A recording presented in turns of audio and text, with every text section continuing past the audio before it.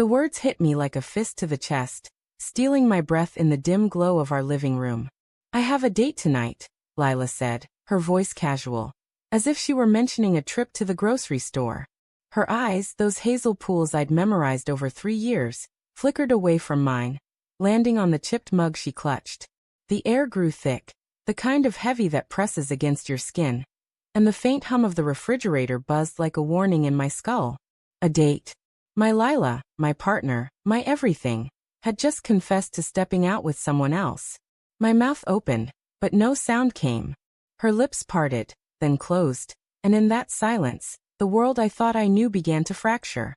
I sank into the couch, the worn fabric scratching against my palms. The room smelled faintly of her lavender lotion, a scent that used to mean home but now felt like a lie. A date. I echoed, my voice brittle, testing the words as if they might dissolve. She nodded, her fingers tightening around the mug, her knuckles pale. With who? I asked, though part of me didn't want the answer. My heart thudded, each beat a hammer against my ribs, and I wondered if she could hear it. She hesitated, her gaze darting to the window where rain streaked the glass in restless lines. Just someone from work, she said, her voice barely above a whisper. It's not a big deal, Matt. Not a big deal. The phrase clawed at me, sharp and mocking. I wanted to scream, to demand how she could say that when every moment we'd built together, every late-night laugh, every shared dream, every touch, now felt like it was unraveling.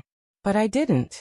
Instead, I leaned forward, my elbows digging into my knees, and stared at the coffee table, where a stack of unpaid bills sat like a silent accusation. When did this start? I asked, my words measured, though inside I was a storm of confusion and hurt. She shifted, her sneakers scuffing the hardwood floor, and I noticed her hair was loose, not in the usual messy bun she wore at home. She'd dressed up. For him. It's not what you think, she said quickly, her voice trembling now, as if she sensed the fault lines cracking beneath us. It's just coffee, okay? Just talking. Her words were flimsy, like tissue paper trying to hold back a flood. I wanted to believe her. God, I did. I wanted to cling to the version of Lila who'd curled up with me on this very couch last week, her head on my chest, whispering about our future, a house, maybe a dog, a life. But the way her eyes avoided mine, the way her hands fidgeted, told a different story. Doubt crept in, cold and insidious, wrapping around my thoughts like ivy. The first hint had come weeks ago, though I'd brushed it off. Her phone, buzzing late at night, screen angled away from me as she typed furiously, a small smile tugging at her lips. Work stuff, she'd said when I asked, her tone light but her fingers tense.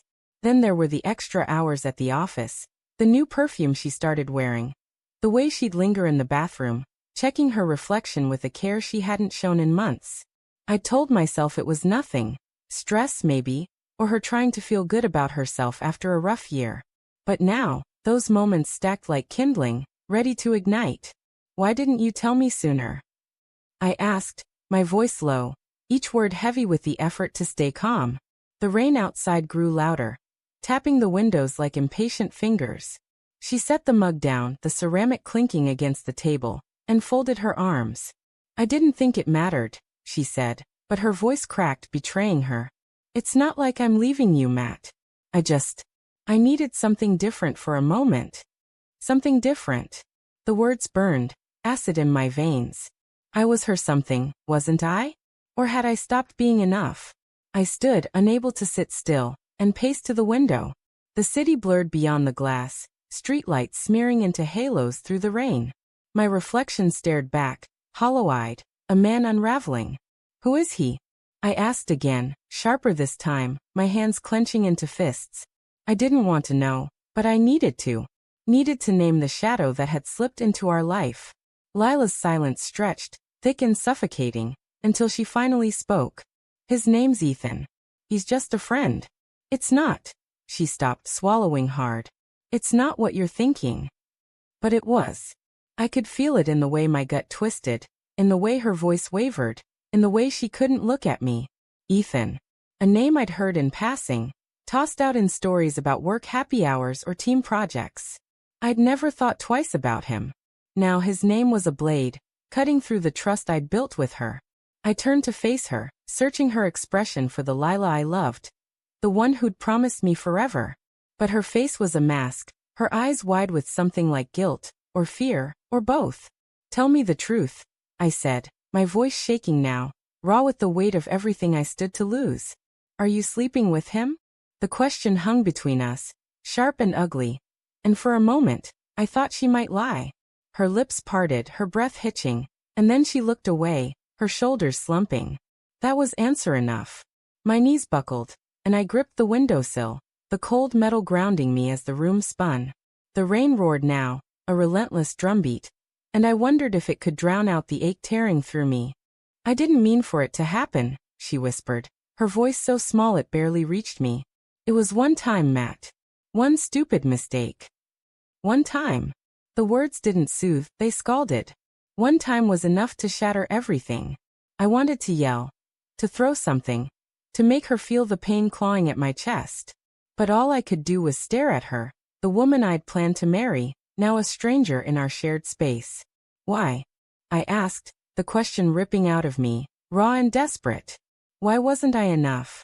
She flinched, her hands twisting together, and for the first time, I saw tears in her eyes. It's not about you, she said, her voice breaking. I was lost. Work's been hell, and Ethan, he listened. He made me feel seen. Seen. The word hit like a slap. Hadn't I seen her? Hadn't I loved her through every late night, every fight, every tear? Then why stay? I asked, my voice rising despite myself. Why keep pretending with me? She stood now, crossing the room, her hands reaching for me, but I stepped back, the distance between us a chasm. Because I love you, she said, her voice fierce, tears streaming down her face. I messed up, Matt, but I love you. I don't want to lose this. Her words were a plea, but they felt hollow, like echoes of a promise already broken. I turned away, my throat tight, my mind racing. Part of me wanted to forgive her, to pull her close and pretend this never happened. But another part, louder and angrier, screamed that I deserved better. That love shouldn't hurt like this. The room felt too small, the air too thin, and I needed to move, to think, to breathe. I grabbed my jacket from the chair, the leather cool against my shaking hands. I need time, I said, my voice barely audible over the rain. I can't do this right now. Matt, please, she called, but I was already at the door, the knob cold under my palm. I stepped into the hallway, the fluorescent lights harsh and unforgiving, and let the door click shut behind me. The sound was final, a full stop to the life we'd built. As I walked into the rain, the cold soaking through my clothes, I realized the twist wasn't her betrayal, it was mine. Because deep down I'd known. I'd seen the signs, ignored the warnings, and let myself believe in a love that was already slipping away. And now I had to decide if I could ever trust her, or myself, again.